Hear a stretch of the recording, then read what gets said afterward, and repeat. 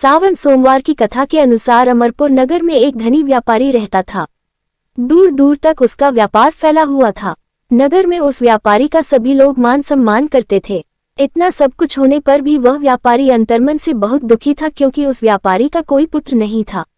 दिन रात उसे एक ही चिंता सताती रहती थी, उसकी मृत्यु के बाद उसके इतने बड़े व्यापार और धन संपत्ति को कौन संभालेगा।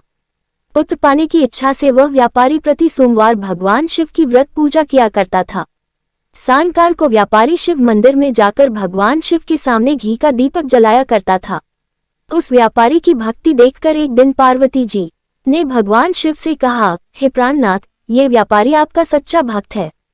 कितने दिनों से यह सोमवार का व्रत और पूजा नियमित कर रहा है। भगवान, आप इस व्यापारी की मनोकामना अवश्य पूर्ण करें। भगवान शिव ने मुस्कुराते हुए कहा, हे पार्वती, इस संसार में सबको उसके कर्म के अनुसार फल की प्राप्ति होती है। प्राणी जैसा कर्म करते हैं उन्हें वैसा ही फल प्राप्त होता है। इसके बावजूद पार्वती जी नहीं मानी। उन्होंने आग्रह करते हुए कहा, नहीं प्राणनाथ, आपको इस व्यापारी की इच्छा पूरी करनी ही पड़ेगी। यह आपका अनन्य भक्त है। प्रति सोमवार आपका विधिवत व्रत रखता है और पूजा अर्चना के बाद आपको भोग लगाकर एक समय भोजन ग्रहण करता है। आपको इसे पुत्र प्राप्ति का वरदान देना ही होगा। पार्वती का इतना आग्रह देखकर भगवान शिव ने कहा, तुम्हारे आग्रह पर मैं इस व्यापारी को पुत्र प्राप्ति का वरदान देता हूँ, लेकिन इसका पुत्र 16 वर्ष से अधिक जीवित नहीं रहेगा।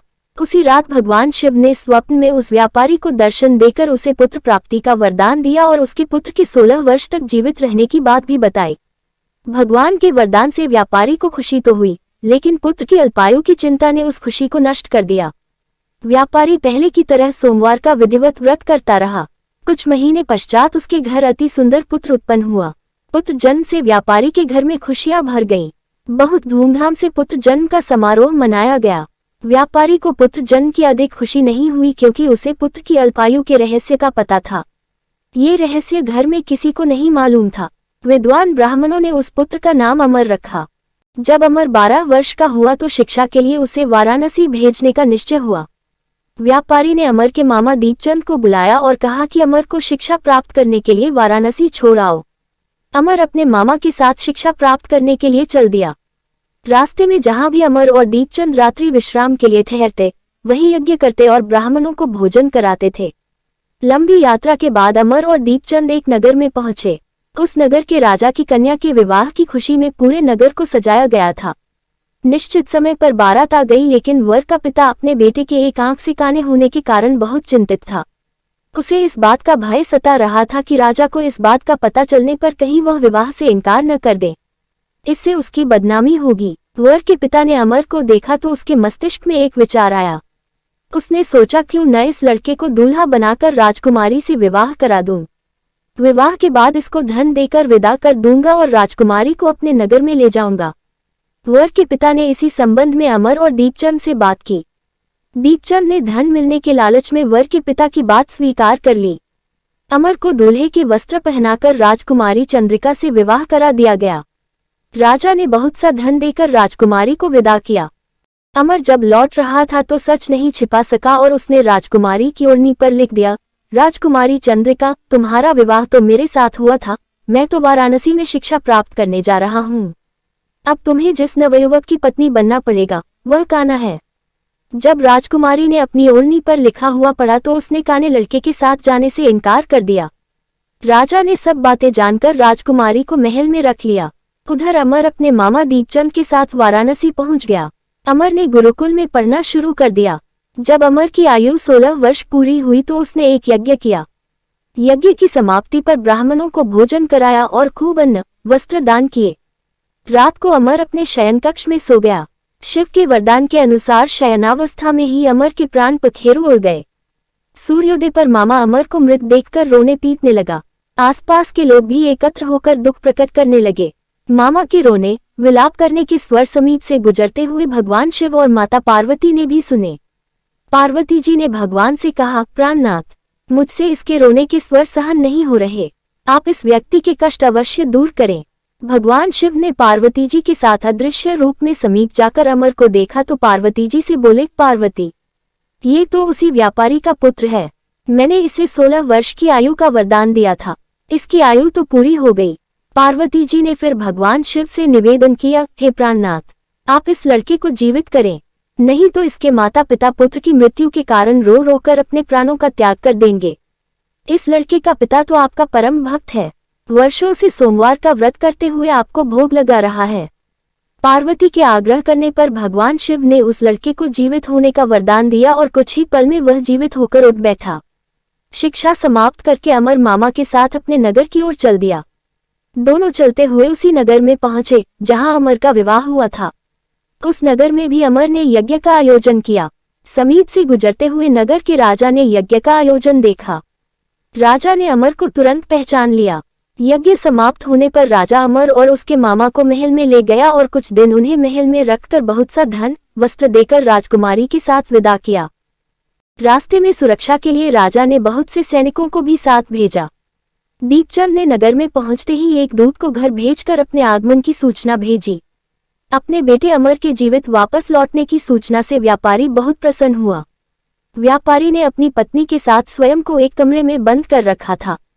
भूखे प्यासे रहकर व्यापारी और उसकी पत्नी बेटे की प्रतीक्षा कर रहे थे। उन्होंने प्रतिज्ञा कर रखी थी कि यदि उन्हें अपने बेटे की मृत्यु का समाचार मिला तो दोनों अपने प्राण त्याग देंगे। व्यापारी अपनी पत्नी और मित्रों के साथ नगर के द्वार पर पहुंचा। अपने बेटे के विवाह का समाचार सुनकर पुत्रवधू राजकुमारी चंद्रिका को देखकर उसकी खुशी का ठिकाना न रहा। उसी रात भगवान शिव ने व्यापारी के स्वप्न में आकर कहा, हे श्रेष्ठी, मैंने तेरे सोमवार के व्रत करने और व्रत कथा सुनने से प्रसन्न होकर तेरे पुत्र को लंबी आयु प्रदान की है। व्यापारी बहुत प्रसन्न हुआ। सोमवार का व्रत करने से व्यापारी के घर में खुशियां लौट आईं।